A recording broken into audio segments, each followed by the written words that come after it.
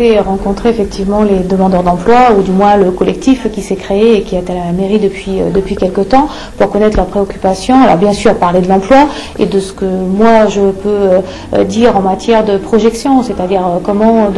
sur Miquelon on peut avoir des développements économiques sur plusieurs domaines qui permettraient que demain, enfin du moins l'année prochaine, dans un an pile poil, on ne se retrouve pas dans la même situation que l'an dernier et que l'année d'avant. On a bien sûr échangé autour de DC et de la SNPM, puisque ce sont deux gros potentiels d'emploi. On a parlé de la quarantaine, on a parlé de la maison de retraite, on a parlé de développement touristique, on a parlé aussi d'agriculture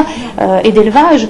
pour effectivement faire en sorte qu'il n'y ait pas un désespoir complet, puisque ce que l'on ressent aujourd'hui quand on est assise au milieu de tous ces gens, c'est au-delà effectivement de l'absence d'emploi dans 2 jours, de l'interruption de leur indemnité, c'est cette détresse d'avenir, cette morosité, cette envie en fin de compte de quitter aussi Miquelon. Alors que non, moi j'avais envie de leur dire qu'il y a un avenir à Miquelon comme il y a un avenir à Saint-Pierre, qu'il faut se battre pour, et que ce collectif il doit continuer à se battre pour solutionner effectivement aujourd'hui le problème de travail, mais demain aussi le développement de Miquelon.